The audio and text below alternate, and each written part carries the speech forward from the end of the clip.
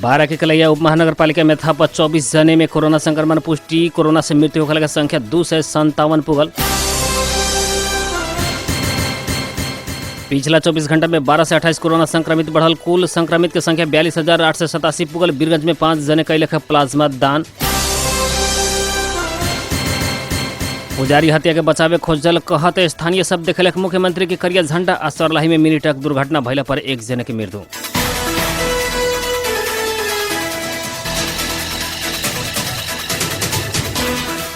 नमस्कार। बारा जिला के सिमरौनगढ़ स्थित रेडियो बादल 89 मेगाहर्ट्ज तथा इंटरनेट ऑनलाइन के www.radiobadal.com अहामर पात्र में दुनिया भर के साथ प्रसारण हो रहा बादल खबर में स्वागत करता हम नूर आलम बादशाह। आप खबर विस्तार में। बारा के कलई उप महानगर पालिका में थप 24 जने में कोरोना संक्रमण पुष्टि भइल बाटे। नारायणी उप क्षेत्रीय अस्पताल के प्रयोगशाला में कल गेल कोरोना परीक्षण में 24 जने में कोरोना संक्रमण पुष्टि भइल। अस्पताल के प्रवक्ता डॉक्टर अतुलेश चौरसिया जानकारी दिले बानी। कोरोना संक्रमण पुष्टि होखे वाला में उप महानगर पालिका वार्ड नंबर 1 के 7 जने, वार्ड नंबर 4 के 4 जने, वार्ड नंबर 5 के 3 जने, वार्ड नंबर 6 के 2 जने, वार्ड नंबर 7 के 3 जने, वार्ड नंबर 8 के 1 जने, वार्ड नंबर 9 के 1 जने, वार्ड नंबर 10 के 1 जने, वार्ड नंबर 11 के 1 जने आ वार्ड नंबर 14 के 1 जने करके 24 जने में कोरोना संक्रमण पुष्टि भइल। अस्पताल स्रोत जानकारी दिले बाटे। काल मात्र कल उप महानगर पालिका के 50 जने में कोरोना संक्रमण पुष्टि भइल रहे। बारा में अभी तक 16 जने के कोरोना संक्रमण के कारण मृत्यु हो चुकल बाटे।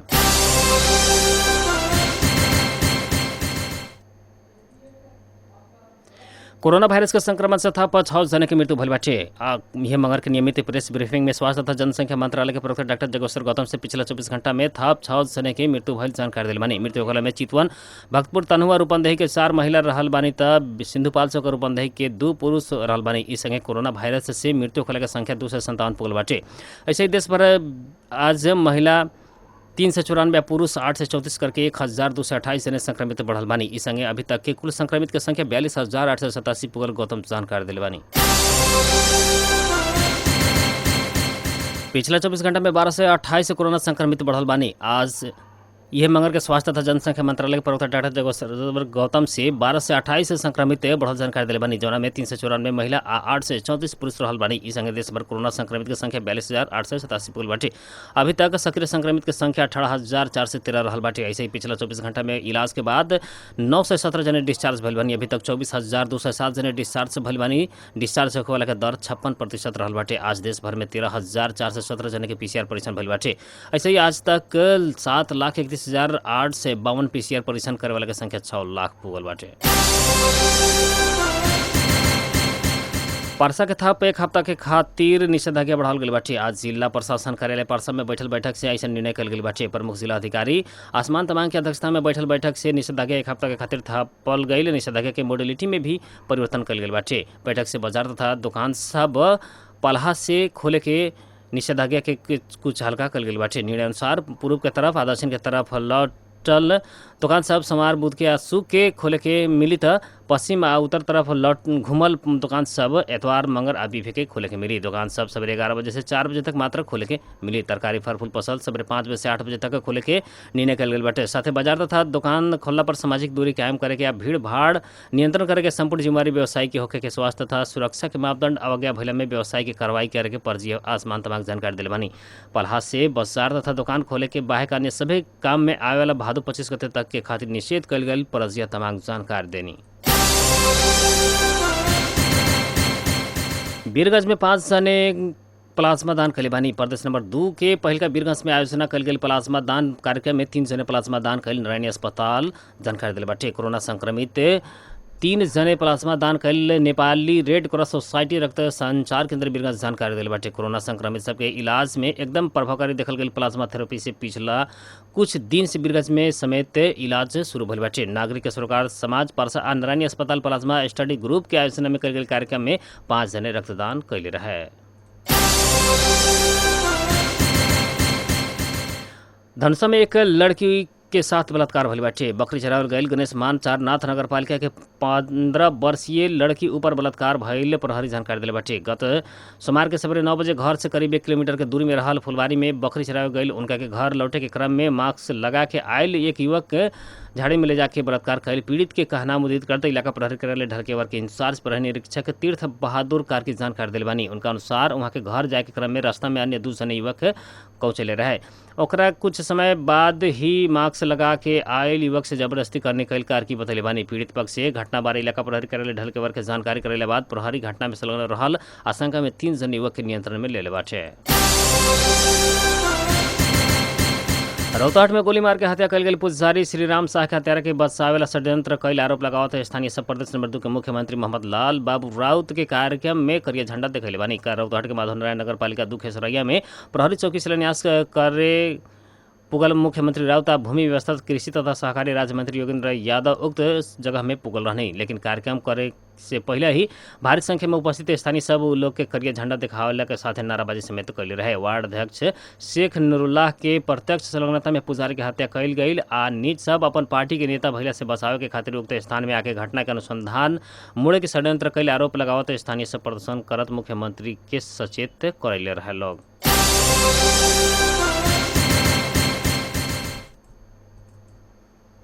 सर्लाही के ईश्वरपुर नगर पालिका में एक मानसिक संतुलन गंवा चुकल महिला मृत अवस्था में मिलल बड़ी। आज सवेरे ईश्वरपुर नगर पालिका 6 बैलबास बाजार स्थित एनसीसी बैंक अगाड़ी नाम थर बतन न खुलल मांग के खाए वाला अंदाजी वर्ष 30 के महिला मृत अवस्था में मिलल। इलाका प्रहरी कार्यालय केसरगंज सर्लाही जानकारी दिल बटे। मृतक महिला के लाश जिला अस्पताल मलंगवा में पोस्टमार्टम के खातिर भेजल गई। अन्य आवश्यक अनुसंधान कार्य हो रहल जिला प्रहरी कार्यालय सर्लाही के प्रहरी प्रवक्ता मदन कुंवर जानकारी दिल बनी। बादल खबर में अभी खातिर समय भल बटे एक छोट व्यापारिक विश्राम के। बॉर्डर के आवाज रेडियो बादल 89 मेगाहर्ट्ज सिमरौनगढ़ 12। खुल गईल आ गया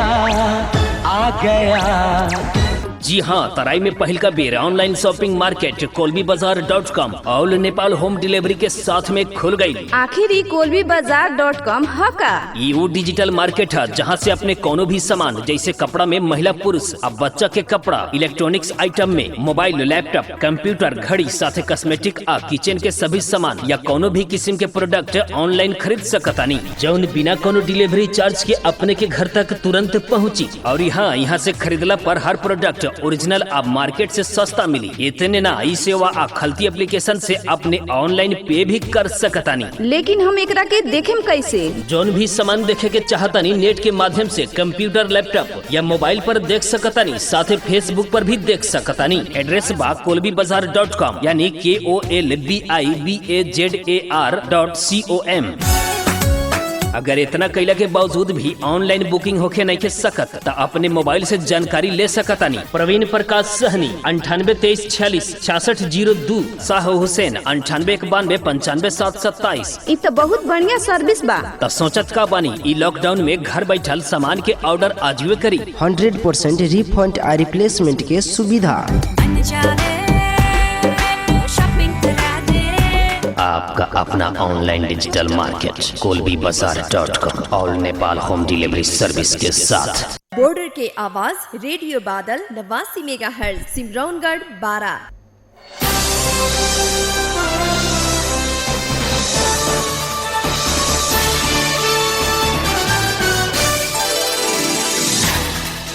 विश्राम के बाद बादल खबर में फिर से स्वागत बाटे। अब बाकी के खबर। मुख्यमंत्री लालबाबू राउत रौतहट घटना के दोषी के कड़ा से कड़ा सजा दिला के प्रतिबद्धता व्यक्त कैले बानी। रौतहट के गडोरा आ माधव नारायण नगर पालिका में पिछला समय में भइल घटना के पीड़ित परिवार संगे के मुख्यमंत्री राउत से दोषी जे आज जौना दर्जा के भइले पर भी सजाए भोगे के बतैले बानी। गौड़ा नगर पालिका के जिंगड़िया में हत्या भइल ग्राम परिवार संगे के भेंट में वहाँ के गडोरा घटना बारे सूक्ष्म छानबीन के आंतरिक मामला तथा कानून मंत्री ज्ञानेंद्र यादव की अध्यक्षता में उच्च स्तरीय छानबीन समिति गठन हो चुकल आ समिति के प्रतिवेदन के आधार में दोषी के कड़ा से कड़ा कार्रवाई करे के उल्लेख कैनी। मुख्यमंत्री राउत मृतक के परिवार सबके प्रदेश सरकार के तरफ से राहत उपलब्ध करावे के घोषणा समेत कैले बानी। साधु जैसन व्यक्ति की हत्या करे वाला के फांसी के सजाए भी कम होके के उल्लेख करत मुख्यमंत्री राउत वैसन अपराधी के ईश्वर भी माफ ना करी उल्लेख कैले बानी। सर्लाही में मिनी ट्रक दुर्घटना भइला पर एक जना के मृत्यु भइल बाटे। मृत्यु होखला में सर्लाही जिला बागमती नगर पालिका वार्ड नंबर 7 घर भइल अंदाजी वर्ष 30 के संतोष गहत राज रहल इलाका प्रहरी कार्यालय रामपुर जाने ले बाटे। आज सवेरे बुटवल से रामपुर आवत बागमती प्रदेश 03001007 नंबर के मिनी ट्रक रामपुर नगरपालिका 4 स्थित टूनी भंजांग में दुर्घटना भइल रहे। ट्रक ड्राइवर फरार रहल आ उनकर खोजी कार्य जारी रहल प्रहरी जानकारी दिले बाटे। दुर्घटना में एक दोसर जने सामान्य घायल भइल बनी। ट्रक सड़क से 1 से 50 मीटर नीचे गिरल बाटे। तीव्र गति के कारण दुर्घटना भइल हो सके के प्रहरी के अनुमान रहल बा।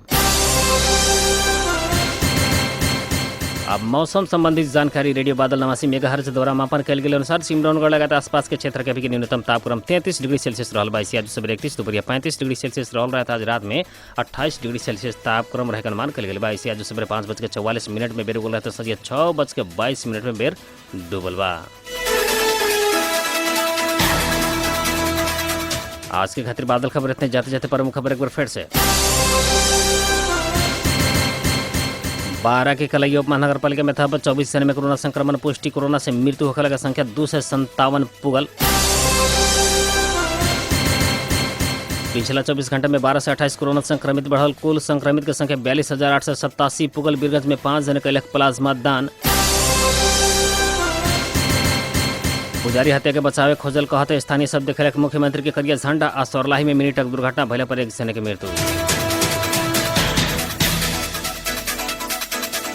12 जिला के सिमरौनगढ़ स्थित रेडियो बादल 89 मेगाहर्ट्ज तथा इंटरनेट ऑनलाइन के www.radiobadal.com हमर पत्र में दुनिया भर के साथ पर सरन हो रहा बादल खबर से प्रायोजिक मित्र रुस्तम सहित हम नूर आलम बादशाह के विदा दी। नमस्कार।